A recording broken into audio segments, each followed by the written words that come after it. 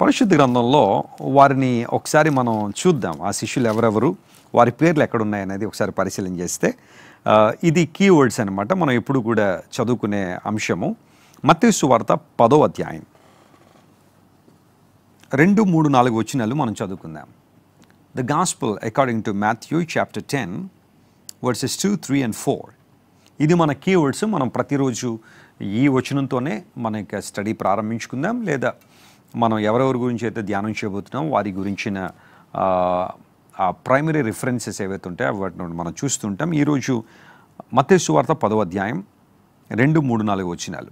ఆ 12 మంది అపోస్తులుల పేర్లు ఏవనగా, మొదట పేతురు అనబడిన సీమోను, అతని సహోదరుడు ఆంద్రెయ, జబదయి కుమారుడగు యాకోబు, అతని సహోదరుడు యోహాను, ఫిలిప్పు, బర్తిలోమయి, తోమా, సుంకరి అయిన మత్తయి, అల్ఫయి కుమారుడగు యాకోబు, తద్దయి అను మారుపేరు గల లెబ్బయి, కనానీయుడైన సీమోను, ఆయనను అప్పగించిన ఇస్కరియోతు యూదా. యేసుక్రీస్తు ప్రభువారు ఈ లోకంలోకి వచ్చినప్పుడు ఆయన 12 మంది శిష్యులను ఏర్పాటు చేసుకున్నారు. ఆ 12 మంది జాబితా ఇక్కడ మనం చూస్తున్నాం. 12 డిసైపుల్స్ ఆఫ్ జీసస్. యేసుక్రీస్తు ప్రభు యొక్క 12 మంది శిష్యుల పేర్లు అక్కడ చాలా స్పష్టంగా రాయబడ్డాయి. గమనించండి ప్రియులారా, శిష్యరకం అనేది లేదా శిష్యుడు అనే మాట సర్వసాధారణంగా మనం వింటూ ఉంటాం. ఈ రోజుల్లో కూడా కొంతమంది మేము పలానా వారి శిష్యులం అండి, పలానా వారి శిష్యరకంలో మేము చాలా విషయాలు నేర్చుకున్నామండి లేదా తెలుసుకున్నామని కొంతమంది మాట్లాడుతూ ఉంటారు. శిష్యుడు, డిసైపుల్, ఆ మాట లాటిన్ పదంలోంచి డిసైపులస్ అనే పదంలోంచి వచ్చింది. డిసైపుల్ అనే ఇంగ్లీష్ పదం డిసైపులస్ అనే ఒక లాటిన్ పదంలోంచి వచ్చింది. చాలా ఇంగ్లీష్ పదాలు లాటిన్ పదం నుంచి వచ్చినట్టు మనకు తెలుసు కదా. అలాగే డిసైపులస్ అనే పదంలోంచి డిసైపుల్ అనే పదం వచ్చింది. అయితే వాస్తవానికి డిసైపుల్ అనే పదాన్ని మనం బైబిల్లో చాలా చోట్ల చూస్తూ ఉంటాం. For the first time entire new టెస్ట్మెంట్లో, ఎస్పెషల్లీ నూతన నిబంధనలో శిష్యులు అనే పదం మనం మత్తయి సువార్త 5వ అధ్యాయం 1వ వచనంలో మనం చూస్తాం. మొట్టమొదటిసారిగా శిష్యులు అనే పదం బైబిల్ గ్రంథంలో మత్తయి సువార్త 5వ అధ్యాయం 1వ వచనంలో మనం చూస్తాం. ఆ మాట చెబుతాం చూడండి. ఆయన ఆ జన సమూహములను చూచి కొండ ఎక్కి కూర్చుండగా ఆయన శిష్యులు ఆయన యొద్దకు వచ్చిరి అనే మాట అక్కడ రాయబడింది. ఆయన శిష్యులు ఆయన దగ్గరికి వచ్చారు. ఫర్ ది ఫస్ట్ టైం శిష్యులు అనే పదం మనం ఈ మత్తయి సువార్త 5వ అధ్యాయం 1వ వచనంలో, ఎస్పెషల్లీ మన తెలుగు బైబిల్లో ఆ మాటను మనం చూస్తున్నాం. సో శిష్యుడు అంటే అర్థం ఏంటి? శిష్యరకం అనేది ఇప్పటికీ కూడా ఆయా సందర్భాల్లో చూస్తున్నాం. గురు శిష్యుల బంధం అనేక దేశ చరిత్రల్లో, ప్రాముఖ్యంగా ప్రాచీన చరిత్ర, మధ్య యుగపు చరిత్ర లేదా నవీన కాలపు చరిత్రలో కూడా ఈ గురు శిష్యుల బంధం అనేది కొనసాగుతూనే ఉంటుంది. మనం ప్రాచీన యుగాన్ని కనుక మనం తీసుకుంటే సుమేరియన్ సివిలైజేషన్లో కానీ లేదా మాయన్ సివిలైజేషన్లో కానీ, మెక్సికో, ఈ రోజున మెక్సికో అనే ప్రాంతంలో మాయా సివిలైజేషన్ కానీ, అలాంటి ప్రాంతాల్లో కూడా గురు శిష్యుల బంధం. ఒక గురువు తనతో పాటు కొంతమంది శిష్యులను ఏర్పాటు చేసుకుని ఆయన దగ్గరున్న జ్ఞానం అంతా, తనకు తెలిసిన విషయాలను కూడా వారికి చెప్పడం, వారు వెళ్ళి మరొకళ్ళకి చెప్పడం, ఇలా ఓరల్ ట్రాన్స్మిషన్ అనేది జరుగుతుండేది. అంటే ఆ గురువు గారు తనకు తెలిసిన విషయాలన్నీ కూడా శిష్యులకు చెప్పడం ద్వారా, వారు మరలా ఇంకొకరికి చెప్పడం ద్వారా, వారు వెళ్ళి ఇంకొకరికి చెప్పడం ద్వారా ఒక జ్ఞానము లేదా ఒక తత్వము అనేది అలా ట్రాన్స్ఫర్ చేయబడుతుండేది. Oral transmission. ఆ తర్వాత కొంతకాలానికి వాటిని ఏం చేస్తుండేవారంటే, మా గురువు వీటిని చెప్పాడని చెప్పి లేదా మా టీచర్ ఇవి చెప్పాడని చెప్పి వాటిని రాస్తుండేవారు. స్క్రిప్ట్ అనేది అప్పుడు యూజ్ చేయడం ద్వారా, అవన్నీ ఇక్కడ రాయడం ద్వారా గ్రంథాలుగా ఈ రోజున కొంతమంది చేతుల్లో మనకు కనబడుతున్నాయి. సో ప్రాచీన యుగంలో గురు శిష్యుల బంధం. ఫర్ ఎగ్జాంపుల్ గ్రీక్ చరిత్రను మనం ఆలోచన చేస్తే అరిస్టాటిల్ కానీ, ప్లేటో కానీ, సోక్రటీస్, వీళ్ళకు కూడా శిష్యులు వారి వెనకాల ఉంటూ ఉండేవారు. వీరు చెప్పే తత్వాన్ని వారు కూడా నేర్చుకుంటూ ఏదో మంచి విషయాలు తెలుసుకోవాలి, జీవితం యొక్క పరమార్థాన్ని తెలుసుకోవాలనే ఆశ వారిలో కనబడుతుండే. ఆ తర్వాత మధ్యయుగంలో కూడా, మధ్య చరిత్రలో కూడా గురు శిష్యుల బంధాలు కొనసాగుతున్నాయి. కొన్ని రకాలైన మోనస్ట్రీలు చాలామంది నిర్మాణం చేసి, మఠాలు నిర్మాణం చేసి అక్కడ గురువులు ఉండి శిష్యులను అక్కడికి రమ్మని చెప్పి, ఇంకా ఈ భౌతిక జీవితం మీద ఆశలన్నీ కూడా కోల్పోయే విధంగా టీచింగ్స్ ఇచ్చి వాళ్ళు ఏదో విధంగా ఎన్లైటన్ చేయాలని వారి యొక్క ఆలోచన. ఇప్పటికీ కూడా చాలా ప్రాంతాల్లో అలాంటి మఠాలు మనం ఇంకా చూస్తూనే ఉన్నాం. ఆ తర్వాత నవీన యుగంలో కూడా ఈ గురు శిష్యుల బృందం కొనసాగుతుంది. మా టీచర్ అండి, లేదంటే మా గురువు గారండి, ఈయన ద్వారా నేను చాలా విషయాలు నేర్చుకున్నాను, ఇప్పటికి కూడా కొంతమంది ఎక్నాలెడ్జ్ చేస్తూ ఉన్నారు. అయితే సర్వరక్షకుడైన యేసుక్రీస్తు ప్రభు, సృష్టికర్త అనే దేవుడు ఈ లోకానికి వచ్చినప్పుడు ఆయన కూడా కొంతమంది శిష్యులను ఏర్పాటు చేసుకున్నారు. ఎందుకు ఆయన శిష్యులను ఏర్పాటు చేసుకున్నారు, వారి మీద ఆయన పెట్టిన బాధ్యతలు ఏంటి, ఇవన్నీ కూడా మనం ఒకదాని తర్వాత ఒకటి ధ్యానం చేయబోతున్నాం. శిష్యుడు అనే మాట, డిసైపుల్ అనే మాట, నూతన నిబంధన ప్రాముఖ్యంగా గ్రీకు భాషలో రాయబడిందని మనందరికీ తెలుసు. అయితే గ్రీకు భాషలో ఈ శిష్యులు అనే పదానికి 4 ప్రాముఖ్యమైన పదాలు రాయబడ్డాయి. వాటి అర్థాలు ఏంటో ఒకసారి మీకు చెబుతాను, జాగ్రత్త వినండి. అసలు శిష్యుడు అంటే అర్థం ఏంటి? ఒకవేళ మనం ఎవరికైనా శిష్యుడిగా మారాలి అంటే, శిష్యులుగా చేయబడాలి అంటే ఉండాల్సిన లక్షణాలు, వారి బాధ్యతలు ఏంటో ఈ పదాల ద్వారా మనం తెలుసుకుందాం. గ్రీక్ వర్డ్స్ ఫర్ డిసైపుల్, శిష్యుడు అనే పదానికి నూతన నిబంధనలో వాడబడిన పదాలు, గ్రీకు పదాలు. ఫస్ట్ పదం ఏంటంటే మాథెతీస్ అనే పదం. మాథెతీస్ అనే పదం ప్రొనౌన్సియేషన్ కొంచెం డిఫరెంట్గా, ఒకవేళ గ్రీకు భాష మాట్లాడేవారు ఇంకా స్పష్టంగా మాట్లాడచ్చేమో. అయితే నేను చేయగలిగినంత స్పష్టంగా వాటి గురించి చెప్పాలని ఆశపడుతున్నాను. మొట్టమొదటి మాట, శిష్యుడు అనే పదానికి ఉపయోగించబడిన గ్రీకు పదం మాథెతీస్ అనే పదం. మాథెతీస్ అనే పదం, దీనికి అర్థం ఏంటంటే ఏ లెర్నర్, నేర్చుకునేవాడు అని అర్థం. నేర్చుకునేవాడు, లెర్నర్. శిష్యుడు అంటే నేర్చుకునేవాడు అనే అర్థం. అందును బట్టి మనం ఎవరైనా ఒకళ్ళ దగ్గర శిష్యుడిగా ఉన్నామంటే, లేదా శిష్యరకం చేస్తున్నామంటే దాని అర్థం ఏంటంటే I would like to learn something from you, నీ నుండి నేను నేర్చుకోవాలని ఆశిస్తున్నాను, అందును బట్టి నీ దగ్గరకు వచ్చానని చెప్పడం. I want to be your disciple అని ఎవరితోనైనా మనం అన్నామంటే I would like to learn something from you, నీ నుండి కొన్ని విషయాలు నేర్చుకోవాలనుకుంటున్నాను అని. అది ఏ రంగంలో అయినా సరే నేర్చుకునేవాడు, నేర్చుకుంటున్నాను అని ఒప్పుకునేవాడు డిసైపుల్ అనే పదం రాయబడింది. ఈ మాథెతీస్ అనే పదం న్యూ టెస్ట్మెంట్లో ఎక్కువగా ఇదే వాడబడింది. సుమారుగా 264 సార్లు ఈ పదాన్ని నూతన నిబంధనలో మనం చూస్తాం. అంటే ఎక్కువగా శిష్యుడు అనే పదానికి ఈ పదమే, గ్రీకు పదంలో ఈ పదమే ఎక్కువగా వాడబడింది. మాథెతీస్ అనే పదం 264 సార్లు ఈ పదాన్ని మనం బైబిల్లో మనం చూస్తూ ఉంటాం. లెర్నర్, యేసు ప్రభు చాలా సందర్భాల్లో ఇదే పదాన్ని ఆయన శిష్యుడు అనే పదానికి ఉపయోగించారు. అది మొదటి పదం. రెండవ పదాన్ని మనం ఆలోచన చేస్తే, శిష్యుడు అనే పదాన్ని మనం పరిశీలన చేస్తే రెండవ పదం ఇది, జాగ్రత్త చూడండి. అకలౌథియో అనే పదం, గ్రీక్ ప్రొనౌన్సియేషన్ అకలౌథియో అనే పదం, రెండో పదం అన్నమాట ఇది శిష్యుడు అనే పదానికి. దాని అర్థం ఏంటంటే గో బిహైండ్ ఆర్ పర్స్యూ అని అర్థం. పర్స్యూ, గో బిహైండ్ అంటే ఒక శిష్యుడు ఎప్పుడూ కూడా తన బోధకుని వెంటే వెళ్ళాలి. బోధకుడు ఎక్కడుంటే శిష్యుడు అక్కడ ఉండాలి. అది ఏ పరిస్థితి అయినా కానీ, కొండలైనా, లోయలైనా, మెట్టలైనా, మైదానాలైనా, పరిస్థితులు బాగున్నా లేకపోయినా, ఎండైనా, వానైనా, రాత్రైనా, పగలైనా, బోధకుడు వెంటే శిష్యుడు ఉండాలి. రెండో పదం ఇది గో బిహైండ్ ఆర్ పర్స్యూ, అతను వెంబడించడం. యేసు ప్రభువారు మీరు నా వెంబడి రండి, నేను మిమ్మల్ని మనుషుల పట్ల జాలర్లుగా చేస్తాను అని చెప్పిన సందర్భంలో ఈ గ్రీకు పదాన్నే ప్రభువు వాడారు. అంటే దాని అర్థం ఏంటంటే నన్ను వెంబడించండి, ఫాలో మీ అనే పదం యేసు ప్రభు ఉపయోగించారు కదా, అక్కడ ఇదే గ్రీకు పదం వాడబడింది. అకలౌథియో అనే పదం అక్కడ వాడబడింది. దాని అర్థం పర్స్యూ లేదా గో బిహైండ్ అని అర్థం.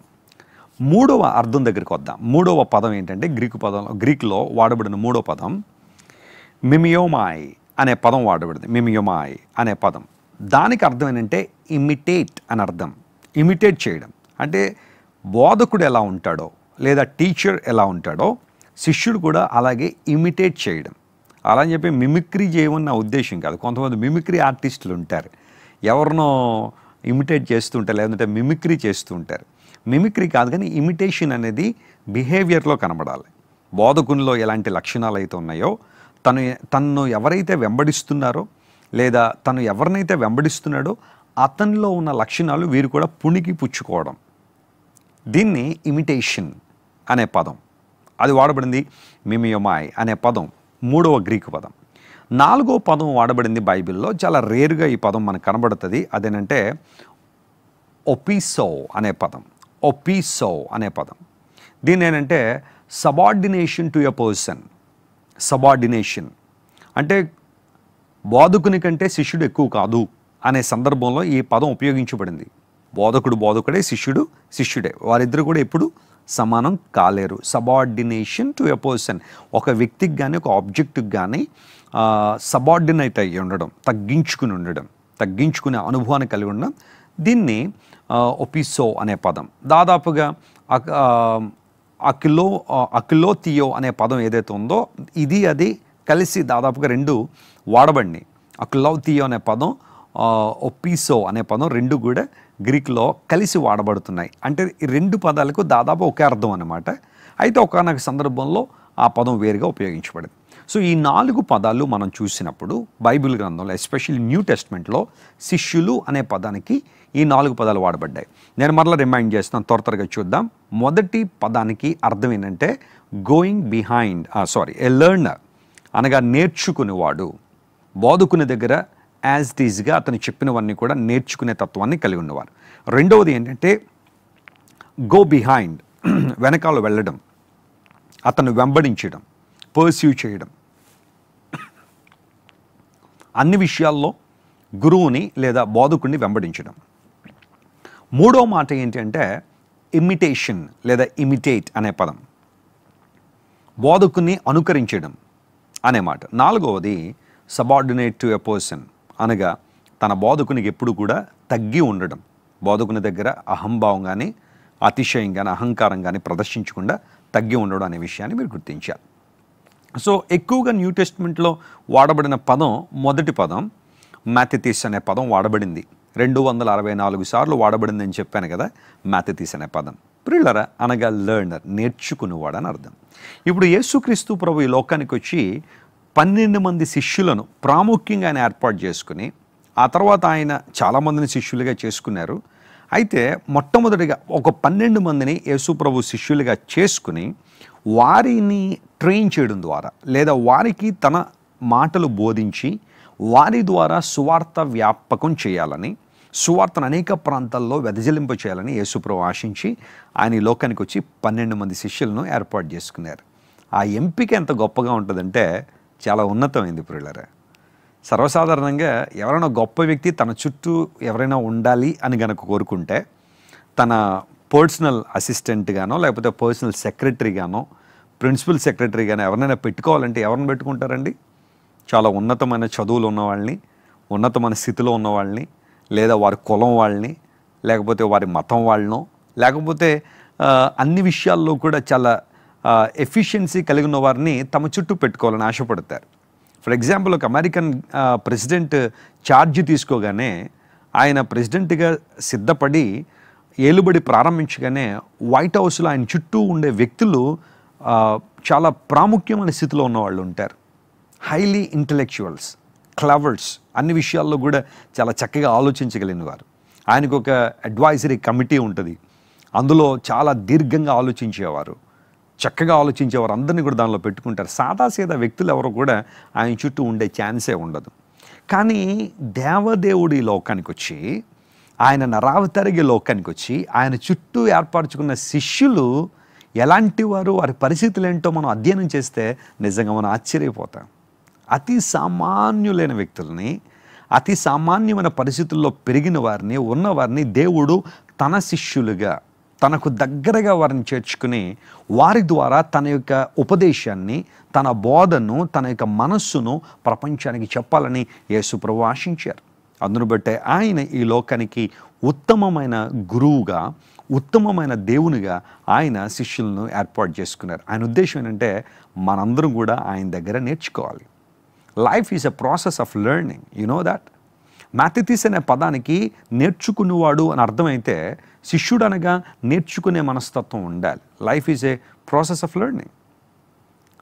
చాలాసార్లు ఈ రోజుల్లో జరుగుతున్న పరిస్థితి ఏంటంటే నేర్చుకునే పరిస్థితుల్లో చాలామంది ఉండకుండా, నేర్చుకోవాల్సిన వాటిని నేర్చుకోకుండానే చాలామంది ఇతరులను శాసించేద్దామని, ఇతరులని రూల్ చేద్దామని, ఇతరులని ఆధిపత్యం ఇతరుల మీద కొనసాగించాలని చాలామంది ప్రయాసపడుతూ ఉంటారు.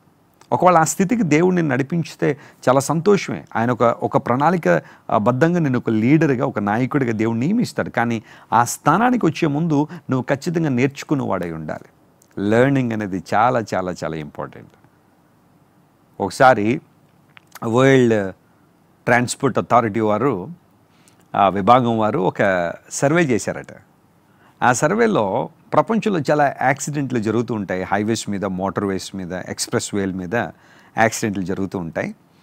జరిగిన యాక్సిడెంట్ మీద వారు జాగ్రత్తగా రీసెర్చ్ చేయడం ప్రారంభించారు. యాక్సిడెంట్ ఎందుకు జరిగింది, కారణం ఏంటి, ఇలాంటివన్నీ కూడా తెలుసుకునేటప్పుడు ప్రపంచంలో జరుగుతున్న యాక్సిడెంట్లలో భారతదేశంలో ఒక 10%, ప్రపంచంలో జరుగుతున్న యాక్సిడెంట్లు అన్నింటిలో 10% భారతదేశంలో జరుగుతున్నాయట. భారతదేశంలో జరిగే యాక్సిడెంట్లో 10% మన తెలుగు రాష్ట్రాల్లో జరుగుతున్నాయి. ప్రతిరోజు ఎక్కడో చోట యాక్సిడెంట్లో చాలామంది చనిపోవడం, ఇవన్నీ కూడా. అయితే విచిత్రం ఏంటంటే, కారు కొనుక్కున్న తర్వాత లేదా లైసెన్స్ తీసుకునే ముందు ఫస్ట్ లెర్నర్స్ లైసెన్స్ ఇస్తారు. లేదా లైసెన్స్ మొట్టమొదట్లో వచ్చిన వాళ్ళు ఆర్టీఓ కానీ లేకపోతే ఆ డిపార్ట్మెంట్లో ఉన్నవారు ఎల్ బోర్డు పెట్టుకోమంటారు. కంప్లీట్ ఫుల్ లైసెన్స్ రాకముందు లెర్నర్స్ లైసెన్స్ ఇస్తారు. 1 సంవత్సరం 2 సంవత్సరాలు ఆ దేశపు నియమాలను బట్టి లైసెన్స్ ఇస్తారు. ఇచ్చిన తర్వాత వాళ్ళు ఏం చేస్తారంటే ఆ వెహికల్కి వెనకాల ఎల్ అనే బోర్డు తగిలిస్తారు. ఒక లెటర్ రాస్తారు, ఎల్ అంటే. ఎల్ అంటే అర్థం ఏంటి? లెర్నర్ అని, నేర్చుకునేవాడని. విచిత్రం ఏంటంటే, వారు చేసిన సర్వేలో తెలిసిన విషయం, ప్రపంచంలో ఎల్ అనే బోర్డుకి చాలా తక్కువ యాక్సిడెంట్లు జరిగినాయి. చాలా తక్కువ పర్సెంటేజ్, చాలా చాలా తక్కువ. ఎందుకు ఎల్ అనే బోర్డుకి యాక్సిడెంట్ తక్కువలు జరుగుతున్నాయంటే, ఒకటి, వెళ్ళేవాళ్ళు జాగ్రత్తగానే వెళ్తారు. ఎందుకంటే వాళ్ళు లెర్నర్స్ కాబట్టి రోడ్డు ఎక్కిన తర్వాత చాలా జాగ్రత్తగా పరిశీలనగా చూసుకుంటూ ముందేమొస్తుంది వెనకాల ఏమొస్తుందని చెప్పిన స్పీడ్లోనే, 60 అంటే 60లోనే, 70 అంటే 70లోనే జాగ్రత్తగా వెళ్తున్నారు కాబట్టి వాళ్ళు జాగ్రత్తగా ఉంటారు. రెండవది ఏంటంటే, ఆ వెనుక నుండి వచ్చేవాళ్ళు ఎల్బోర్డ్ చూడగానే వీళ్ళు నేర్చుకునేవాళ్ళు కాబట్టి కొంచెం దూరంగా వెళ్ళాలి. ఎందుకంటే వాళ్ళు కంగారు పడ్డారంటే మళ్ళీ మన మీదకి వచ్చేస్తారని వాళ్ళు ఏం చేస్తూ ఉంటారంటే ఆ వెహికల్ని కొంచెం దూరం నుండి తీసుకునే వాళ్ళు కూడా తప్పించుకుని వెళ్తుంటారు. ఆలోచించేయండి ప్రియులారా. అంటే ఎల్బోర్డ్ తగిలించుకోవడం ద్వారా ఉపయోగం ఏంటి అంటే, ఆ నేర్చుకునేవాడు జాగ్రత్తగానే వెళ్తున్నాడు, అతను చూసినవాడు కూడా జాగ్రత్తగా వెళ్తున్నాడు. మేము కూడా చాలా రోడ్ జర్నీస్ చాలా విస్తారంగా చేస్తుండేవాళ్ళం లాక్డౌన్కు ముందు వరకు. లాక్డౌన్ అనౌన్స్ చేసిన తర్వాత ఇంకా ప్రయాణాలు నేను చేయలేదు. అయితే అంత ముందు వరకు నా సగ జీవితం ప్రయాణంలోనే గడిచిపోయింది, నా కారులోనే గడిచిపోయింది. కారులో ప్రయాణం చేస్తున్నప్పుడు కొన్నిసార్లు వేగంగా వెళ్ళాల్సిన పరిస్థితులు వస్తూ ఉంటాయి. అలా అని చెప్పి మరీ మితిమీరిన వేగంతో వెళ్ళాం, లిమిటెడ్ స్పీడ్తోనే జాగ్రత్తగా వెళ్తున్నప్పుడు అప్పుడప్పుడు ఎల్బోర్డ్ కనబడగానే మా డ్రైవర్ లేకపోతే ఆ డ్రైవ్ చేసే బ్రదర్ అలర్ట్ అయిపోతారు. ఎందుకోసం అంటే ఎల్బోర్డ్ కదా, కొంచెం జాగ్రత్తగా వెళ్ళాలి, వాళ్ళు అటు ఇటు తిరిగి మళ్ళీ కంగారు పడి మన మీదకి వస్తారేమోనని కొంచెం కార్ స్లో చేసి వాళ్ళకి ఎంత దూరంగా మనం జరగగలిగితే అంత దూరం జరిగి మళ్ళీ అక్కడి నుంచి మరలా స్పీడ్ పెంచుకుని వెళ్ళిపోతూ ఉంటాం. ఇది కామన్గా జరుగుతుంది. ఎల్ అనే బోర్డు పెట్టుకోవడం ద్వారా యాక్సిడెంట్లు చాలా తక్కువ జరిగినాయని వరల్డ్ ట్రాన్స్పోర్ట్ అథారిటీ వారు ఒక నివేదిక వారు వెల్లడి చేశారు. గమనించండి పిల్లల, జీవితానికి కూడా మనం ఎల్ అనే బోర్డు పెట్టుకోగలిగితే మన జీవితంలో కూడా శిష్యుడు, నేర్చుకునేవాడు అనే అనుభవాన్ని మనం కలిగి ఉంటే ఖచ్చితంగా ఉన్నతమైన దీవెన, ఆశీర్వాదాన్ని పొందుకుంటాం. కానీ ఈ రోజుల్లో జరుగుతున్న విషయం ఏంటో తెలుసా? నేర్చుకునేవాళ్ళు తక్కువ అవుతున్నారు, అన్నీ నాకు తెలుసు అనేవాళ్ళు ఎక్కువ మంది అయిపోతున్నారు. అన్నీ నాకు తెలుసండి. ఏ బాబు పెళ్లి చేసుకుంటున్నావు అంట కదా, ఏదైనా కౌన్సిలింగ్కి వెళ్ళొచ్చు కదా, భార్యను ఎలా చూడాలో ఏంటో సంగతి, ప్రీ మ్యారిటల్ కౌన్సిలింగ్ అంటారు దాన్ని. పెళ్లి చేసుకునే వాళ్ళు ఖచ్చితంగా తమ సేవకులు లేకపోతే ఎవరైనా దేవుని బిడ్డల దగ్గరికి వెళ్ళి ప్రీ మ్యారిటల్ కౌన్సిలింగ్ తీసుకోవడం చాలా మంచిది. అబ్బా ఈ రోజుల్లో అలాంటిది ఏమి లే, ఎప్పుడే పెళ్లి చేసేసుకుందాం అని ప్రయత్నం చేసేసి ఏదో విధంగా పెళ్లి చేసేసుకుని ఆ తర్వాత మళ్ళీ స్ట్రగుల్స్ ఇవన్నీ కలిగి ఉండి పాస్టర్ గారు ఎక్కడ ఉన్నారో కనుక్కోండి, కొంచెం అపాయింట్మెంట్ ఇప్పించండి, వాళ్ళతో మాట్లాడాలా. ప్రీ మ్యారిటల్ కౌన్సిలింగ్ కూర్చుని నేర్చుకోవాల్సిన విషయాలు నేర్చుకుని ఉంటే ఇప్పుడు ఆ సమస్య వచ్చి ఉండేది కాదు కదా. కంగారు అనమాట, త్వరగా పెళ్లి చేసేసుకోవాలి. కొంతమంది పెళ్ళి అంటే అదేదో ఆట అనుకుంటున్నారు చాలామంది. యవన కాలంలోకి రాగానే 18-19 సంవత్సరాలు రాగానే మమ్మీ పెళ్ళి ఎప్పుడు చేస్తారు, మమ్మీ పెళ్ళి ఎప్పుడు చేస్తారు. ఏం చేస్తావు నువ్వు పెళ్లి చేసుకుని 18 సంవత్సరాలకి 19 సంవత్సరాలకి? అసలు పెళ్ళి అంటే ఏంటి అవగాహన ఉందా? పెళ్లి తర్వాత ఎలాంటి నిర్ణయాలు తీసుకోవాలి, ఎలాంటి పనులు చేయాలి, ఇలాంటివన్నీ కొన్ని విషయాలు తెలుసుకోవడం ద్వారా నీ కుటుంబం చక్కగా కట్టుకోగలుగుతారు. నేర్చుకునే మనసు కనబట్టాలి ఈ రోజులు అందరిలో. ప్రతి ఒక్కరిలో కనబడేది ఏంటంటే చేతులు కాలేక ఆకులు పట్టుకునే పరిస్థితి చాలామందికి వస్తూ ఉంది. అయితే నువ్వు నేర్చుకోవడానికి ప్రయత్నం, అన్నీ నాకు తెలుసు అనుకోకు. అనేక మంది ఫెయిల్ అయిపోవడానికి కారణం ఈ మనస్తత్వమే, ఈ రెబలియస్ మైండే. అన్నీ నాకు తెలుసు, నాకు ఎవరు చెప్పక్కర్లేదు. ఎస్పెషల్లీ యంగ్ పీపుల్ ఇలాంటి మనసు ఎక్కువగా కనబడుతూ ఉంటుంది. తల్లిదండ్రులు ఏదన్నా చెప్పడానికి ప్రయత్నం చేయగానే, ఆగు నీకేం తెలుసు, నాకు అన్నీ తెలుసు, నేను పలానా కాలేజీలో చదువుతున్నా, నా స్నేహితులు ఎంత గొప్పవాళ్ళో తెలుసా, అన్ని దుర్వ్యసనాలు నేర్పించారు, అంత గొప్పవాళ్ళు ఆ స్నేహితులు అందరూ, వాళ్ళ మాటలే గొప్ప అనుకుంటాడు. నేర్చుకునే మనసు కనబడదు చాలామందిలో. You must be a learner to receive God's blessing. Yesu Kristu ప్రభు ఈ లోకానికి వచ్చి శిష్యులు అని కొంతమందిని పిలిచి ఆయన చుట్టూ వారిని ఉంచుకోవడానికి కారణం ఏంటో తెలుసా? డిసైపుల్షిప్ అనేది యేసు ప్రభు ప్రపంచానికి నేర్పించారు. మాథెటిస్ అనే పదానికి లేదా డిసైపుల్ అనే పదానికి లెర్నర్ అని అర్థం, నేర్చుకున్నవాడు అని అర్థం. మనం కూడా దేవుని దగ్గర నేర్చుకోవాలి. ఆయన మన బోధకుడు, ఆయన మన నాయకుడు, సమస్తాన్ని మనకు నేర్పిస్తున్నవాడు కనుక ఆయన దగ్గర మనం నేర్చుకున్న వారమై ఉండాలని బైబిల్ సెలవిస్తూ ఉంది. పాత నిబంధన కాలంలో కూడా ఈ డిసైపుల్షిప్ అనేది లేకపోతే గురు శిష్యుల బంధం అనేది కొనసాగుతుండేది. మనం పాత నిబంధన గ్రంథాన్ని క్షుణ్ణంగా చదువుతుంటే ఈ ప్రవక్తల శిష్యులు అనే పదం రాజుల గ్రంథాల్లో మనం ఎక్కువగా చూస్తూ ఉంటాం. అంటే ఓ ప్రవక్త ఉన్నప్పుడు అతని చుట్టూ కొంతమంది శిష్యులు, వాళ్ళందరూ కూడా ఆయా ప్రాంతాల నుండి ఆయా ప్రదేశాల నుండి ఆయన దగ్గరికి వచ్చి ఇంకా ఆయన దగ్గరే ఉండిపోయి ఆయన పెట్టిందే తిని ఆయనతో పాటే ప్రవక్తలు దగ్గర సహచర్యం చేస్తూ లేదా సహవాసం చేస్తూ వారికి దగ్గరగా జీవించేవారు. ప్రవక్తలు మరియు శిష్యులు అనే బంధం లేదా ఆ కాన్సెప్ట్ మనం బైబిల్లో పాత నిబంధనలో మనం చూస్తూ ఉంటాం. అంత మాత్రమే కాకుండా కేవలం నేర్పించేవాడు, నేర్చుకునేవాడు, గైడ్ చేసేవాడు, గైడ్ చేయబడేవాడు, ఇదంతా కూడా ఒక ప్రాసెస్లా, ఒక కంటిన్యూస్ ప్రాసెస్ లాగా మనం బైబిల్లో చూస్తూనే ఉంటాం. ప్రతి సందర్భంలో కూడా అవి మనకు కనబడుతుంటాయి. ప్రాముఖ్యంగా పాత నిబంధన కాలంలో ఈ శిష్యులు అనే పదం లేకపోతే ఈ గురు శిష్యుల బంధాన్ని మనం ఆలోచన చేస్తున్నప్పుడు కొన్ని ప్రాముఖ్య విషయాలు మనం నేర్చుకోవచ్చు. కొంతమంది వ్యక్తులు మీకు పరిచయం చేస్తారు, వారు ఏ విధంగా ఆ బంధాన్ని కొనసాగించారో చూద్దాం. చూడండి, discipleship in the old testament, పాత నిబంధనలో కొనసాగిన ఈ గురు శిష్యుల బంధం లేదంటే నేర్పించేవాడు, నేర్చుకునేవాడు అలాంటి బంధాన్ని మనం చూస్తే మోసెస్ అండ్ జాషువా, మనం నిర్గమకాండం 33:11 మరియు సంఖ్యాకాండంలో ద్వితీయోపదేశకాండంలో కూడా వారిద్దరి మధ్య బంధాన్ని మనం చూస్తూ ఉంటే, Joshua he was submitting his life to Moses in many times. అనేక సందర్భాల్లో మోషే దగ్గర చాలా విషయాలు నేర్చుకున్నాడు. అందును బట్టే ఒక సమయం రాగానే దేవుడు జాషువాని ఒక క్యాప్టెన్గా, ఇశ్రాయేలు ప్రజలు నడిపించే నాయకుడిగా దేవుడు యెహోషువను నిలబెట్టాడు. నేర్చుకోవాల్సిన పాఠాలు నేర్చుకున్నాడు. మోషే ఎప్పుడు దేవుని మాటలు చెబుతున్నప్పటికీ కూడా యెహోషువ మోషే ప్రక్కనే ఉండి అనేక సందర్భాల్లో యెహోషువ మోషేకు సహాయం చేయడం కానీ లేదా మోషే నాయకత్వానికి లోబడి యెహోషువ ముందుకు సాగిపోయాడు. కాబట్టే యెహోషువ కూడా ఉత్తమమైన నాయకుడిగా తీర్చిదిద్దబడ్డాడు. సో మోసెస్ అండ్ జాషువా వారిద్దరూ కూడా ఒక మంచి పాఠాన్ని మనం నేర్పిస్తున్నారు. ఒక ఉత్తమమైన నాయకుని దగ్గర ఉన్నప్పుడు, ఒక ఉత్తమమైన శిష్యుడిగా తీర్చిదిద్దబడినప్పుడు ఆ వ్యక్తి కూడా ఒకానొక కాలానికి మంచి నాయకుడిగా తీర్చిదిద్దబడతాడు అనే వాస్తవాన్ని మనం గుర్తించాలి. ఆ తర్వాత మనం చూస్తే మోసెస్ అండ్ కేలెబ్, మోషే దగ్గర కాలేబు కూడా అదే మనసును కలిగి ఉన్నాడు. మనం నంబర్స్ చాప్టర్ 13 మనం చదివితే దావీదుడైన మోషే ఆ స్కౌట్స్ని పంపించినప్పుడు 12 గోత్రాల నుంచి 12 మందిని ఇశ్రాయేలు దేశాన్ని, కనాను దేశాన్ని వేగి చూడడానికి ఆ స్కౌట్స్ని పంపించినప్పుడు అందులో కాలేబు కూడా మోషే యొక్క ప్రతి మాటను కూడా చాలా జాగ్రత్తగా చేసి ఉత్తమమైన శిష్యుడిగా కాలేబు కూడా పేరు తెచ్చుకున్నాడు.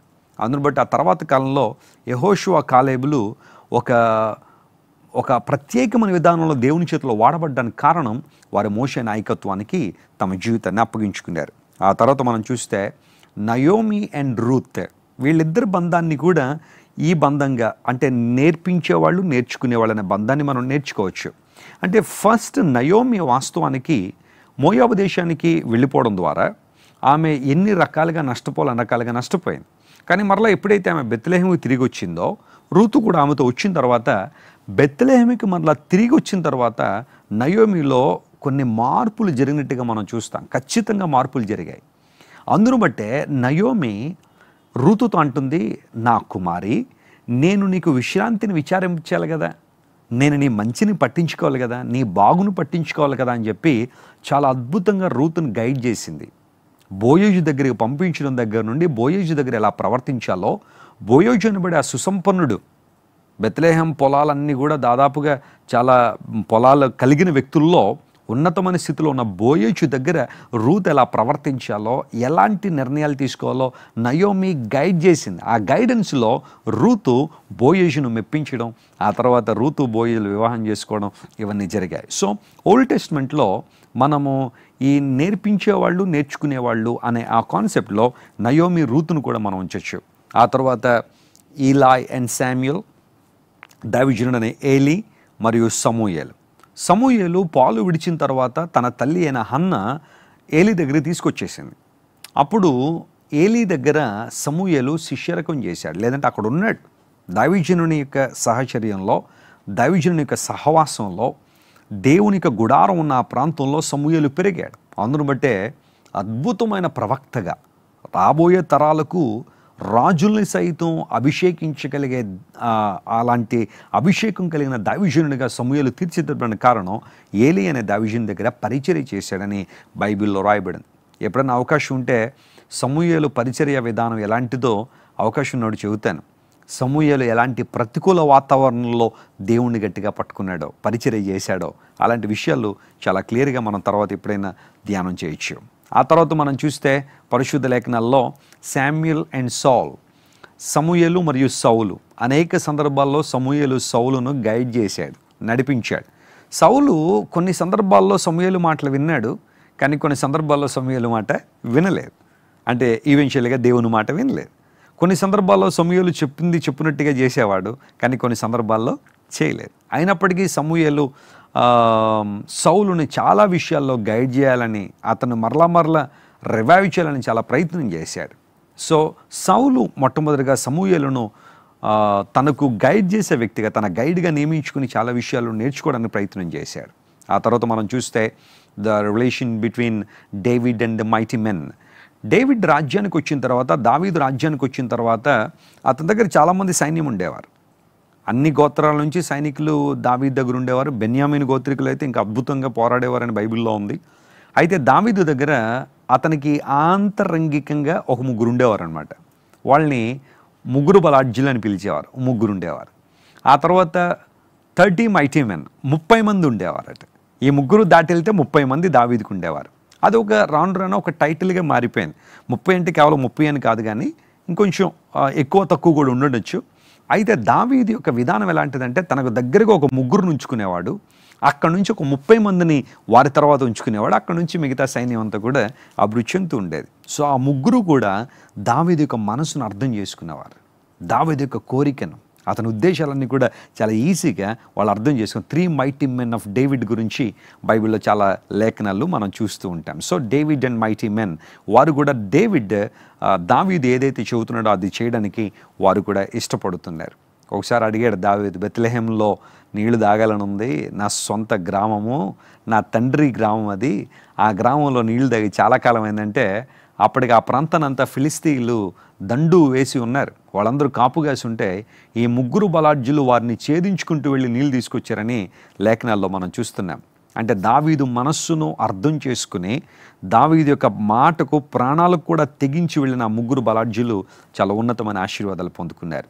ఇంకా మనం చూస్తే పరిశుద్ధ గ్రంథంలో ఎలైజా అండ్ ఎలైషా, వాళ్ళిద్దరి శిష్య బంధం చాలా గొప్పది. దాదాపుగా ఎలీషా అనే దైవజనుడు ఏలియా చేతుల మీద 8 సంవత్సరాలు నీళ్లు పోశాడు. లిసన్ టు మీ కేర్ఫుల్లీ, అది అంత ఈజీ కాదు. 8 సంవత్సరాలు ఒక దైవజనుడి దగ్గర నీళ్లు పోస్తూ ఏలియా దగ్గర అనేక విషయాలు నేర్చుకున్నాడు ఎలీషా. అందును బట్టే ఆ తర్వాత కాలంలో ఎలీషా ఒక అద్భుతమైన ప్రవక్తగా, దేవుని మాటను ఉన్నదున్నట్టుగా బోధించే ప్రవక్తగా, విశ్వాసాన్ని అడుగడుగున ఎక్సర్సైజ్ చేస్తూ తాను నేర్చుకున్న విషయాలను తర్వాత తరాలకు, శిష్యులకు అందించిన గొప్ప ప్రవక్తగా ఎలీషా మనకు కనబడుతున్నాడు. So Elijah and Elisha, Elisha తర్వాత ప్రవక్తల శిష్యులు అని ఆ మాటలు కూడా మనం చూస్తూ ఉంటాం. ఎలీషాకు చాలామంది ప్రవక్తలు ఆయనతో పాటు ఉండేవారు. వారందరినీ కూడా ఎలీషా చక్కగా చూసుకోవడం మాత్రమే కాకుండా వారందరినీ మంచిగా గైడ్ చేశాడు. అయితే కొంతమంది దారి తప్పిన వాళ్ళు కూడా ఉన్నారు. ఆల్రెడీ మనం వింటున్నాం ఆయా సందర్భాల్లో కొంతమంది ధర్మక్షేత్రములో నివసించిన దేవుని యొక్క నీతిని నేర్చుకోరని బైబిల్లో ఉంది. గెహాజీ లాంటి లోకాశలు కలిగిన వారు కూడా ఉన్నారు. కానీ అయితే గురువు యొక్క లేదంటే ప్రవక్త యొక్క ఉద్దేశం తన శిష్యులందరూ కూడా ఉన్నతమైన ఆశీర్వాదాలతో దేవుని చేతిలో వాడబడాలనే ఆలోచన. ఆ తర్వాత ఇంకా మనం చూస్తే పరిశుద్ధ గ్రంథంలో పాత నిబంధనలో మరొక బంధాన్ని మనం చూస్తాం. అదేంటంటే యెహోయాదా అనబడే వ్యక్తి, ఆ తర్వాత యోవాషు అనబడే వ్యక్తి, వాళ్ళిద్దరూ కూడా రాజుల 2వ గ్రంథం 12వ అధ్యాయంలో మనకు కనబడుతూ ఉంటారు. అతల్య అనే భయంకరమైన ఒక రాణి యూదా దేశాన్ని పరిపాలన చేసినప్పుడు రాజకుమారులందరినీ చంపేసింది. ఆ చంపేసినప్పుడు ఈ యోవాషు అనబడే వ్యక్తిని దాచిపెడతారు 6 సంవత్సరాలు. దాచిపెట్టిన తర్వాత 7వ సంవత్సరం బయటికి తీసుకొచ్చి దేవుని మందిరంలోంచి దేవాలయంలో 6 సంవత్సరాలు పెరుగుతాడు యోవాషు. పెరిగిన తర్వాత అతను తీసుకొచ్చి రాజుగా చేస్తారు. అప్పుడు అతల్య చచ్చిపోయినప్పుడు రాజ్యం నెమ్మదిపరచబడుతుందని బైబిల్లో ఉంది. ఈ యెహోయాదా అనబడే వ్యక్తి 7 సంవత్సరాల వ్యక్తి ఎలా పరిపాలన చేస్తాడంటే రాజ్యాన్ని ఎప్పుడైనా ఆలోచన చేశారా? 7 సంవత్సరాల వ్యక్తి ఒక దేశాన్ని వాళ్ళ చేతిలో పెడితే ఎలా పరిపాలన చేస్తారు? అయితే యోవాషు చాలా అద్భుతంగా పరిపాలన చేయడానికి కారణం అతని వెనకాల ఉన్న దైవ ప్రవక్త లేదా యాజకుడు చాలా చక్కగా ఆ వ్యక్తిని గైడ్ చేశాడు, నడిపించాడు. కాబట్టి యోవాషు మంచి పరిపాలన చేయగలిగాడు. ఇవన్నీ ఎందుకు చెబుతున్నానంటే ఓల్డ్ టెస్ట్మెంట్లోనే శిష్యుడు అనే కాన్సెప్ట్ లేదా ఒక గైడ్ దగ్గర, నేర్పించే వ్యక్తి దగ్గర నేర్చుకునే వ్యక్తులందరూ కూడా ఉండి ఆధ్యాత్మిక ప్రయోజనాలు పొందిన జాడలు మనం పాత నిబంధనలో చాలా క్లియర్గా మనం చూస్తున్నాం. ఇక్కడ ఇంకొక మాట చెప్పి నేను ముందుకు వెళ్తాను చూడండి. పరిశుద్ధ లేఖనాల్లో నాకు బాగా ఇష్టమైన వ్యక్తుల్లో ఒక వ్యక్తి ఎవరంటే ఇత్రో అనబడే వ్యక్తి, జెత్రో అనబడే వ్యక్తి. తెలుసా ఆయన ఎవరో?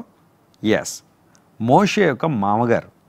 మోషే యొక్క భార్య పేరు సిప్పోరా, సిప్పోరా యొక్క తండ్రి పేరు జెత్రో, ఇత్రో ఆయన. ఈయన మోషేకి ఇచ్చిన సలహాలు ఎంత గొప్పవి అంటే మోషేకి ఒక సందర్భంలో సలహాలు ఇచ్చాడు. ఎందుకోసం అంటే మోషే తన మామయ్యని ఇత్రో మందను మేపుతున్నాడు. సరే, ఈ లోపల దేవుడు కనబడ్డాడు, మండుచున్న పొదలోంచి మాట్లాడి మోషేను దేవుడు తీసుకొచ్చాడు. వచ్చిన తర్వాత మోషే మరలా ప్రజలందరినీ తీసుకుని మరలా ఆ ప్రాంతానికి వస్తున్నప్పుడు ఒక సందర్భంలో మరలా ఇత్రో మోషేని కలిశాడు, లేదా మోషే ఇత్రోని కలిశారు. వాళ్ళిద్దరూ కలుసుకున్నప్పుడు ఆ కాన్వర్జేషన్లో మోషే ఎంత లాభపడ్డాడంటే ఒక మామగారుగా మోషేకి ఎంత ప్రయోజనాన్ని చేకూర్చాలో అంత ప్రయోజనం చేకూర్చాడు. మోషే బుర్ర హీట్ ఎక్కిపోతుంది. ఎందుకోసం తెలుసా? ప్రజలందరూ న్యాయం కోసం, తీర్పుల కోసం వస్తూ ఉంటే ఎప్పుడో ఉదయం మొదలు పెడుతున్నాడు మోషే తీర్పుల కార్యక్రమాలు. రాత్రి అయిపోయినా కానీ తెగట్లేదు అవి. కొన్ని పంచాయతీలు అలాగే ఉంటాయి కదా, చిన్న కారణాలే కానీ పెద్ద పెద్ద గొడవలు భార్యాభర్తల పంచాయతీలు ఉంటాయి కొన్ని. ఎప్పుడు చూసినా అయ్యే దెబ్బలాటలు, అయ్యే గొడవలు, అయ్యే మాటలు. పెళ్ళైన దగ్గర నుండి ఇప్పటిదాకా ఏమైతే జరిగిందో ఇంకేం టేప్ రికార్డర్ ఆన్ చేసేస్తాడు ఇంకా ఆయన. ఇంకా అవే మళ్ళీ ఇది అయిపోయింది కదా, దానికోసం దెబ్బలాడుకున్నాం కదా, మళ్ళీ నెక్స్ట్ టైం ఇంకొక వేరే విషయం అనుకోరు, మళ్ళీ అదే విషయం మరలా. భార్య కూడా అంతే, టేప్ రికార్డర్కి ఇంకొంచెం గరం మసాలా యాడ్ చేసి ఆమె ఆన్ చేసేస్తుంది. ఇంక వీళ్ళిద్దరూ దెబ్బలాడుకుని ఇంక పంచాయతీకి వచ్చే ఉపయోగం ఏముంది?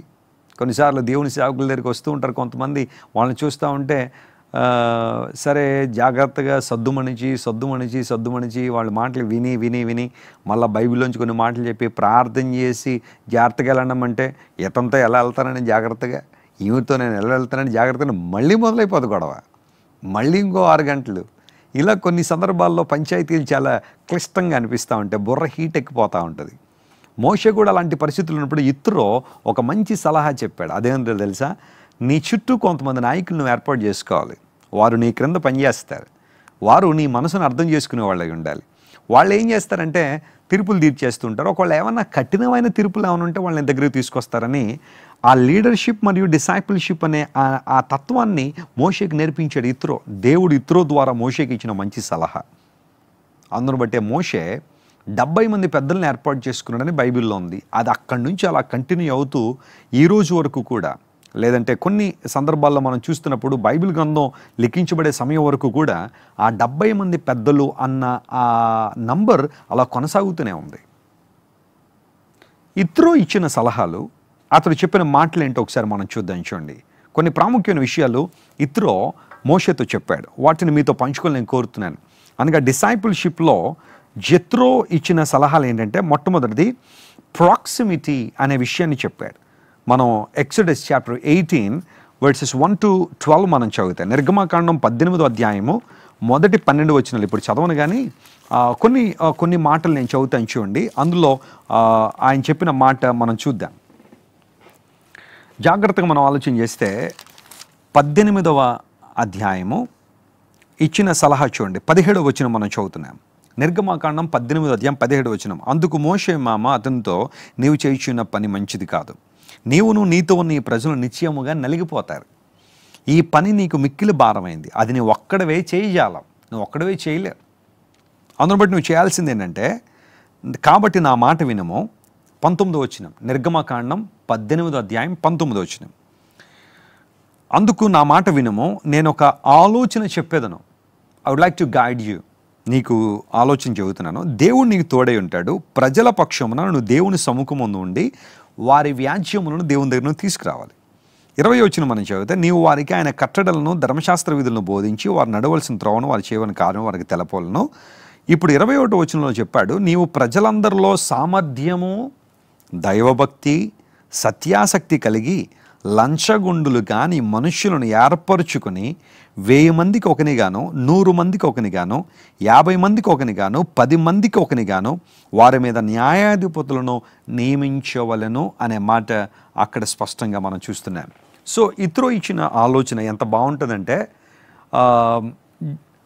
డెలిగేట్ చేయడం, లేకపోతే వర్క్నంతా కూడా ఇతరులకి అందించడం, తన శిష్యులను ఏర్పాటు చేసుకోవడం ద్వారా వారి ద్వారా తన యొక్క ఆలోచన ప్రజలకు తెలియచేయడం. దీన్ని ఇతరు ఒక మంచి సలహా దేవుని యొక్క నడిపింపు ద్వారా ఆయన ఖచ్చితంగా ఇచ్చాడు. మోషే ఆ సలహాను పాటించాడు, దేవుడు అనుమతించాడు. కారణం, కొన్ని సందర్భాల్లో అన్నీ మనకు తెలిసిన మనం అనుకోవడానికి లేదు. దేవుడు కొంతమంది ద్వారా కొన్ని సలహాలు ఇప్పిస్తూ ఉంటాడు. మోషే చాలా చక్కగా సలహాలు తీసుకున్నాడు ఇతరు చెప్పిన సలహా. అందులో మొట్టమొదటిగా ఇతరు చెప్పిన మాటల్లో ఆ అడ్వైస్లో ఉన్న గొప్ప విషయం ఏంటంటే, ఫస్ట్ ఆఫ్ ఆల్ ప్రాక్సిమిటీ, అనగా నియర్నెస్.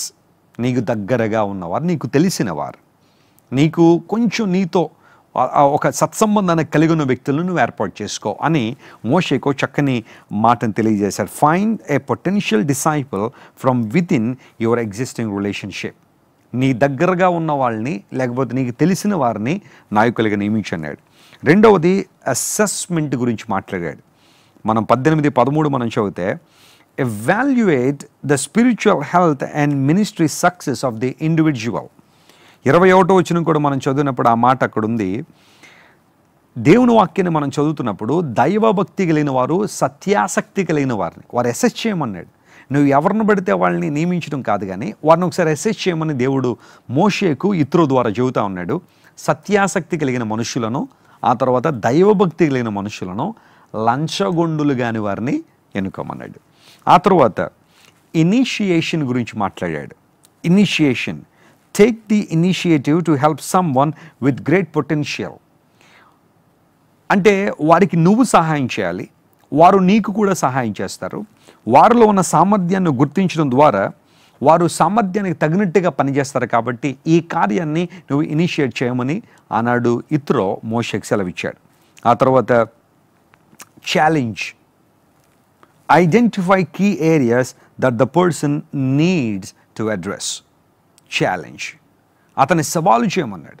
అతనిలో ఉన్న మంచి విషయాలు ఐడెంటిఫై చేయమన్నాడు. అతనికి సామర్థ్యాన్ని ఐడెంటిఫై చేయమన్నాడు. సామర్థ్యం కలిగిన వారిని ఎన్నుకొనమని ఇతరు సలహా ఇచ్చాడు. ఆ తర్వాత instruction, provide reasonable and practical wisdom for the person. నువ్వు ఎవరినైతే ఎన్నుకుంటున్నావో, ఎవరినైతే నాయకులుగా నిలబెడుతున్నావో వాళ్ళకి నీవు ఇన్స్ట్రక్షన్స్ ఇవ్వాలి. నువ్వు మాట్లాడాలి వాళ్ళతో, అంటే తరచుగా రివ్యూస్ జరగాలి. వారికి నీవు నీ మనస్సును లేదా దేవుడు నీకు చెప్పే విషయాలు నువ్వు వారికి పాస్ ఆన్ చేయాలి. కరెక్ట్ ఇన్స్ట్రక్షన్ వారికి ఇవ్వాలన్నాడు. ఆ తర్వాత అప్లికేషన్, వారు ఆ విషయాలన్నీ కూడా చక్కగా నెరవేరుస్తున్నారా లేదా అనేది పరిశీలించాలి. Oversee the person during application until it pass to another person.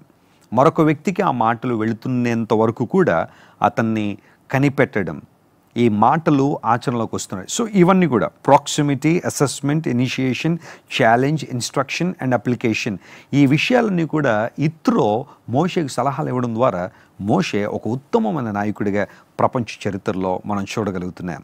Yes my dear friends, శిష్యుడు అనగా నేర్చుకునేవాడు. తను ఎవరినైతే ముందు పెట్టుకుంటున్నాడో, ఎవరి ద్వారా అయితే మంచి పాఠాలు నేర్చుకోవాలని ఆశపడుతున్నాడో ఆ వ్యక్తి నుండి అతను గమనించాల్సిన విషయాలన్నీ కూడా వీటిని మనం పరిశీలించాలి. ఇందును బట్టి దేవుని లేఖను సెలవిస్తూ ఉంది, పరిశుద్ధాత్మ దేవుడు మనకు మాట్లాడుతున్న మాట, మనం క్రీస్తు ప్రభు శిష్యులుగా ఉండాలి అని ఆశపడినప్పుడు, యేసు ప్రభు శిష్యులుగా మనం జీవించాలని కోరుకునేటప్పుడు మనం కూడా ప్రభువుకి సంపూర్ణంగా సమర్పించుకుని ఆయన దగ్గర నేర్చుకునే మనసు. కొంతమంది రోజుల్లో దేవునికి కూడా బోధలు చేసే అంత స్థాయికి వచ్చేసా ఉన్నట్టుగా ఉంటారు కొంతమంది.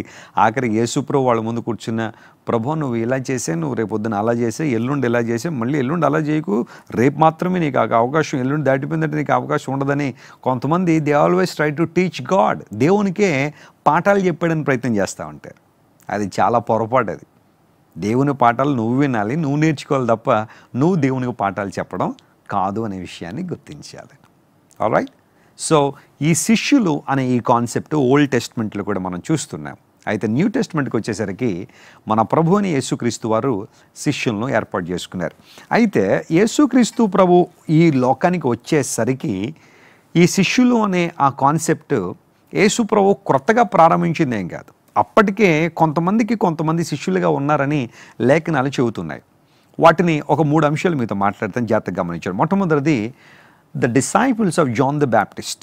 యోహాను శిష్యులు అనే మాట బైబిల్లో ఉంది.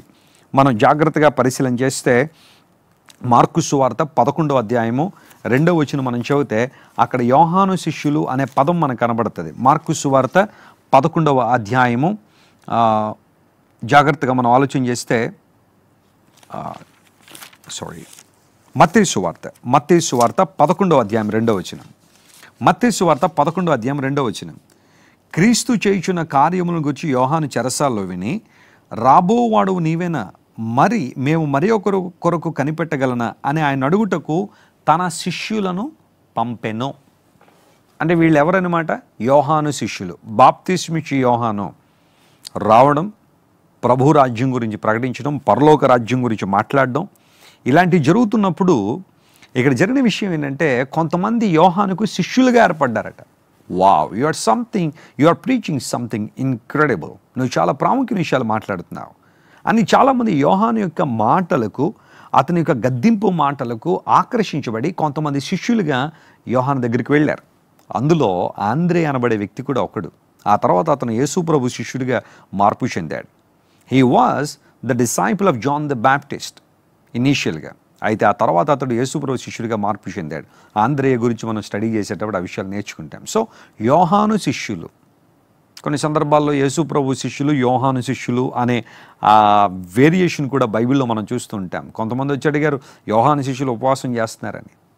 సో యోహాను శిష్యులు వారి యొక్క విధానాలు, వారి పరిస్థితులను కూడా లేఖనాలు మనం చూస్తున్నాం. కొంతమంది యోహాను శిష్యులుగా మనకు కనబడుతూ ఉన్నారు. జాన్ ద బ్యాప్టిస్ట్ డిసైపుల్స్ అని మత్తయి సువార్త 11:2లో, మార్కు సువార్త 2:18లో, ఆ తర్వాత 6:29లో, లూకా సువార్త 5:33లో ఈ మాటలన్నీ మనం చూస్తాం. ఈ మాటలన్నీ కూడా, రిఫరెన్స్లన్నీ కూడా యోహాను శిష్యులు అనే మాట అక్కడ మనం చూస్తాం. ఆ తర్వాత ప్రియులారా, యేసుక్రీస్తు ప్రభు దగ్గర ఉన్నప్పుడే ఆ కాలంలోనే కొంతమంది మోషే శిష్యులము అని తమ గురించి తాము చెప్పుకున్నారు. మనం జాగ్రత్తగా యోహాను సువార్త 9వ అధ్యాయం దగ్గరికి వస్తే ఆ మాటను అక్కడ మనం చూస్తూ ఉంటాం. యోహాను సువార్త 9వ అధ్యాయము 28వ వచనాన్ని మనం చదివితే అక్కడ ఈ మాట రాయబడింది చూడండి. యోహాను సువార్త 9:28. అందుకు వారు, నీవే వాని శిష్యుడువు, మేమైతే మోషే శిష్యులము అన్నారు. మోషే అప్పటికి చనిపోయి సుమారుగా 1500 సంవత్సరాల కాలం అయింది. 1500 సంవత్సరాలు గతించిపోయినాయి. But still some people were claiming to be the disciples of Moses. ఎట్లా అంటే వారు ధర్మశాస్త్రం, మోషే ద్వారా ఇవ్వబడిన ధర్మశాస్త్రాన్ని ఫాలో అవుతూ దాన్ని ఆచరిస్తున్నాము అని అనుకుంటూ మోషేకు మేము శిష్యులు అని క్లెయిమ్ చేసుకుంటున్నారు. ద డిసైపుల్స్ ఆఫ్ మోజెస్ అని కొన్ని సందర్భాల్లో మనం చూస్తున్నాం. వాళ్ళు ఎవరు అంటే యేసు ప్రభుతో లేకపోతే ఆయన చేసిన అద్భుతాలను బట్టి వాదన పెట్టుకుంటున్న వాళ్ళు. యేసుక్రీస్తు ప్రభు ఒక వ్యక్తిని స్వస్థపరిచారు. మనం యోహాను సువార్త 9వ అధ్యాయం మనం చదివితే ఒక పుట్టుకు గ్రుడ్డు వ్యక్తిని యేసుప్రభు స్వస్థపరిచారు. ఆ సందర్భంలో వాళ్ళు యేసుప్రభుని దేవుడిని ఒప్పుకోక, ఆయన రక్షకుడని నమ్మక, మెస్సియాని గుర్తించి వాదనలు పెట్టుకుంటూ ఆ వ్యక్తితో వాదన పెట్టుకుంటున్నారు. నీవే అతని శిష్యుడు కానీ మేము అతని శిష్యులం కాదు, మేము మోషే శిష్యులం అని తమ గురించి తను చాలా గొప్పగా చెప్పుకునే ప్రయత్నం చేస్తూ ఉంటారు. So they were claiming that they are disciples of Moses. మోషే ధర్మశాస్త్రాన్ని అనుసరించేవారు. ఆ తర్వాత పరిసయ్యుల శిష్యులు అనే పదం కూడా బైబిల్లో మనం చూస్తాం. పరిసయ్యుల శిష్యులు మత్తయి సువార్త 22వ అధ్యాయము 16వ వచనం మనం చదివితే అక్కడ పరిసయ్యుల శిష్యులు అనే పదం అక్కడ రాయబడింది. చూడండి, మత్తయి సువార్త 22వ అధ్యాయము 18వ వచనం లేదా 17 కూడా చదువుదాం. నీకేమి తోచుచున్నది? కైసరుకు పన్నిచ్చుట న్యాయమా కాదా మాతో చెప్పమని అడుగుటకు హెరోదీయులతో కూడా తమ శిష్యులను ఆయన యొద్దకు పంపిరి. తమ శిష్యులు పంపించారంటే ఎవరు వీళ్ళంటే పరిసయ్యులు పంపించారు. పరిసయ్యులు మరియు హెరోదీయులు వీళ్ళిద్దరూ కూడా వచ్చి కైసరుకు పన్నివ్వడం న్యాయమా కాదా అని అడిగారు. Is it lawful to pay the taxes to Caesar? కైసరు పన్ను చెల్లించడం న్యాయమా కాదని అడిగితే యేసుప్రభువు అన్నారు, ఒక రూకం తీసుకురమ్మన్నారు, కాయిన్ తీసుకురమ్మన్నారు. పై రూపము ఈ ముద్రలు ఎవరి అన్నారు? కైసరు అన్నారు. అప్పుడు ప్రభు చెప్పాడు, కైసరు కైసరికి ఇచ్చాడు, దేవునికి ఇవ్వండి అన్నాడు. ఆ వైజ్ ఆన్సర్ వాళ్ళు ఎక్స్పెక్ట్ చేయలేదు. పరిసయ్యుల శిష్యులు అంటే వాళ్ళు ఫారిసీస్ని ఎక్కువగా వాళ్ళు వెంబడిస్తూ, పరిసయ్యులు అనే ఒక తెగ, యూదుల్లో ఒక తెగ, వాళ్ళు ఏం చేస్తుంటారంటే తమను తాము ఎల్లప్పుడూ హెచ్చించుకుంటూ తామేదో గొప్పవారంగా లేఖనాలన్నీ తమ తెలుసు అన్నట్టుగా ప్రవర్తిస్తూ ఉన్న వాళ్ళను వెంబడించే కొంతమంది శిష్యులు వారికి కూడా తయారయ్యారు. పరిసయ్యుల శిష్యులు యేసు ప్రభువును ప్రశ్నిస్తున్నారు. సో నూతన నిబంధన మనం చూస్తున్నప్పుడు we're looking, we have seen the disciples of John the Baptist and we have seen the disciples of Moses even in the first century and we have seen the disciples of Pharisees. పరిసయ్యుల యొక్క శిష్యులు కూడా అక్కడ కనబడుతున్నారు. అయితే యేసుక్రీస్తు ప్రభు ఆ శిష్య రకాలన్నింటినీ కూడా ప్రక్కన పెట్టి, వాటన్నిటిని కూడా ఒక మాటలో చెప్పాలంటే ప్రక్కకు నెట్టివేసి ఆయన కొంతమందిని తన శిష్యులుగా ఏర్పాటు చేసుకున్నాడు. కారణం ఏంటో తెలుసా? మోషే శిష్యరకం చేస్తున్న వారు పరిపూర్ణులు కాలేకపోయారు. ధర్మశాస్త్ర క్రియలు చేయడం ద్వారా ఏ ఒక్కరు నీతిమంతులుగా తీర్చబడరు అని బైబిల్ సెలవిస్తూ ఉంది. జాన్ ద బ్యాప్టిస్ట్ యొక్క శిష్యులు కూడా కొంతకాలం మీరు యోహాను వెలుగులో ఉండి నడిచారని యేసు ప్రభు చెప్పారంటే that was also limited light. యోహాను పరిచర్య, బాప్తిస్మిచ్చు యోహాను పరిచర్య ఒక లిమిటెడ్ పరిచర్య. యేసుక్రీస్తు ప్రభువుకు ముందు ఆయన మార్గమును సరళం చేయడానికి వచ్చిన ప్రవక్తల్లో చాలా గొప్పవాడే. అయితే ఆయన శిష్యులు కూడా పరిపూర్ణతలోనికి రాలేకపోయారు.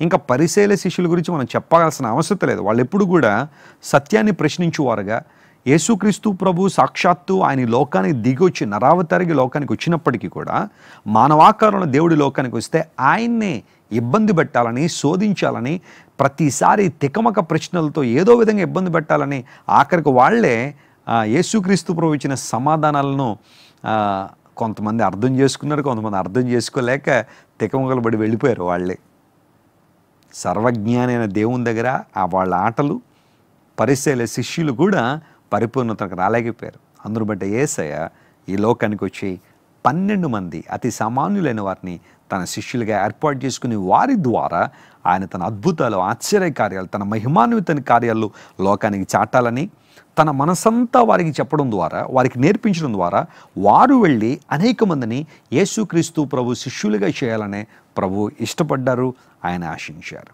ప్రభునందు ప్రియులారా, అందును బట్టే మనము ఇకపై మోషే శిష్యులం కాదు, పరిసయ్యుల శిష్యులం కాదు, బాప్తిస్మిచ్చు యోహాను శిష్యులం కాదు, కానీ మనము నిజస్వరూపమైన యేసుక్రీస్తు ప్రభువారు ఆయన ఈ లోకాన్ని దిగి వచ్చి మనందరి బోధకుడిగా, నాయకుడిగా ఆయన ఉన్నారు కనుక ఆయన శిష్యులంగా మనందరం కొనసాగునట్లుగా దేవుడు మనకు తోడై ఉండాలని మనసారా కోరుకుంటున్నాను. మనందరం క్రీస్తు శిష్యులము.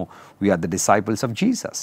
యేసుక్రీస్తు ప్రభు అందును బట్టే శిష్యరకం అనే ఆ వ్యవస్థను ప్రారంభించడానికి కారణం కేవలం 12 మంది మాత్రమే కాదు, లేదా ఆ తర్వాత అది యేసు ప్రభు మరికొంతమందిని ఏర్పాటు చేసుకోవడం మాత్రమే కాదు, కానీ అనేక మందిని తనను అంగీకరించిన వారందరినీ కూడా తన శిష్యులుగా చేసుకోవాలని, మ్యాథెటిస్ అనే పదం అనగా ఎ లెర్నర్, నేర్చుకునేవాడని ప్రభు పాదాల దగ్గర మనం ఎప్పుడూ నేర్చుకోవడం ద్వారా, ఉత్తమమైన మాటలు, ఉత్తమమైన విషయాలు అంగీకరించడం ద్వారా మనందరూ ఆధ్యాత్మికంగా పటిష్టమైన ఉన్నతమైన స్థానంలోనికి మనం వెళ్తూ ఉంటాం. యేసు ప్రభు 12 మంది శిష్యుల పేర్లు చెప్పగలరా మీలో ఎవరైనా? చిన్నపిల్లలు చాలామంది సండే స్కూల్కి వెళ్ళి నేర్చుకున్నారు, కానీ కొంచెం వయసు పెరిగే కొలది కొంతమంది మర్చిపోతున్నారు. యేసుప్రభు శిష్యుల పేర్లు ఏంటి అనేది కొంతమందిలో ఇంకా కొంచెం తడువుకుంటారు. ఎన్నిసార్లు కంటత పెట్టినా అదే ఏదైనా కొంతమంది కంటత పెట్టినా కొంచెం ఇబ్బంది పడుతుంటారు. మన మత్తయి సువార్త 10వ అధ్యాయంలో ఆ లిస్ట్ అంతా మనం చదివాం. అయితే గమనించండి ప్రియులారా, యేసుక్రీస్తు ప్రభు శిష్యుల పేర్లు గుర్తుపెట్టుకోవడానికి ఒక చిన్న ఎక్సర్సైజ్ మీకు ఇస్తాను. దాన్ని మీరు ఫాలో అవ్వండి. ఆ శిష్యుల పేర్లు ఇంకెప్పుడు మర్చిపోరు మీరు. సీమోను పేతురు అనగా యేసుక్రీస్తు ప్రభు శిష్యుల్లో ప్రథమ శిష్యుడిగా మొదటివాడిగా పిలువబడిన పేతురు, ఆ తర్వాత అతని సహోదరుడైన అంద్రేయ, ఆ తర్వాత యాకోబు, యోహాను. వాళ్ళిద్దరూ కూడా 2 జతల అన్నదమ్ములు కదా. పేతురు ఆంద్రేయ అన్నదమ్ములు, యాకోబు యోహానులు అన్నదమ్ములు. ఆ తర్వాత ఫిలిప్పు, బర్తిలోమయి, తోమ, మత్తయి, ఆ తర్వాత యాకోబు, తర్వాత మనం చూస్తే తద్దయి లేదా అతని పేరు లెబ్బయి, ఆ తర్వాత చివరిలో మరలా కనానీయుడైన సీమోన్ అనే ఒక వ్యక్తి, చివరిలో ఇస్కరియోతు యూదా. వీళ్ళందరూ 12 మంది యేసుప్రభు ఏర్పాటు చేసుకున్నారు. ఇప్పుడు ఈజీగా గుర్తుపెట్టుకోండి, మీకు కొన్ని విషయాలు చెప్తాను చూడండి.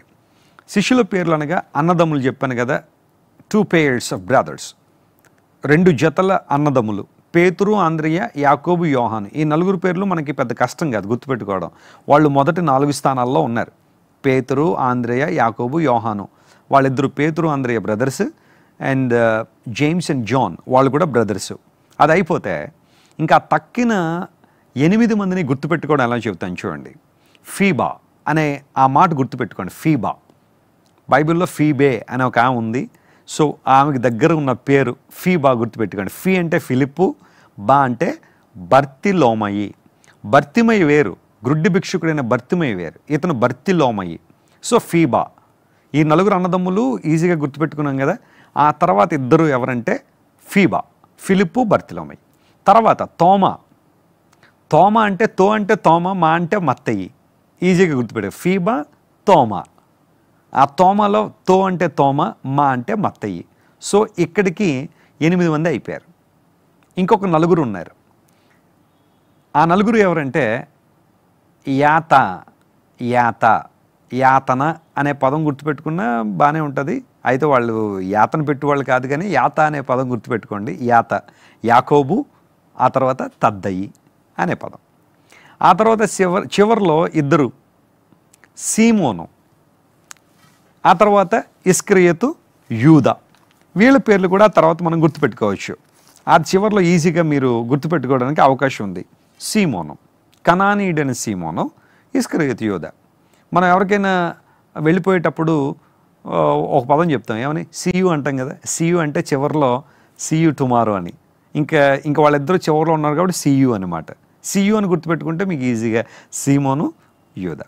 సో ఈ విధంగా మీరు శిష్యుల పేర్లు గుర్తుపెట్టుకోగలిగితే చాలా ఆశీర్వాదకరంగా ఉంటుంది. వాళ్ళ పేర్లు నేను ఎందుకు గుర్తుపెట్టుకోవాలి అంటారేమో.